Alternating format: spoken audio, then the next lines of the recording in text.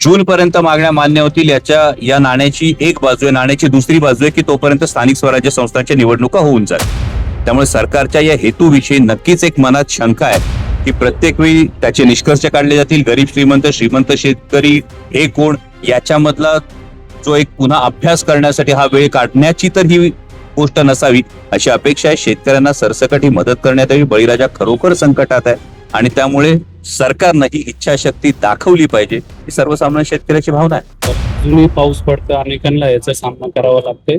काय मग कालच तुम्ही अकोला जिल्ह्यातले जर काही पीक विम्याच्या संदर्भातली ज्या प्रधानमंत्री फसल बीमा योजनेचे जे होर्डिंग्स लागतात किंवा त्याची जी जाहिरात केली जाते ती आपण एकीकडे बघतो आणि दुसरीकडे अकोला जिल्ह्यातल्या काही शेतकऱ्यांचे जेव्हा पीक विम्याची जो त्यांना मोबदला मिळाला तो जर बघितला तर 1 रुपया, 3.25 रुपये आणि 5 रुपये अशी जर शेतकऱ्याची थट्टा होत असेल तर केंद्र सरकारनं सुद्धा आणि राज्य सरकारनं सुद्धा याची नैतिक जबाबदारी ही स्वीकारली पाहिजे. शेतकऱ्यांच्या पाठीशी ठामपणे उभं राहायला पाहिजे. काल रोहित आर्य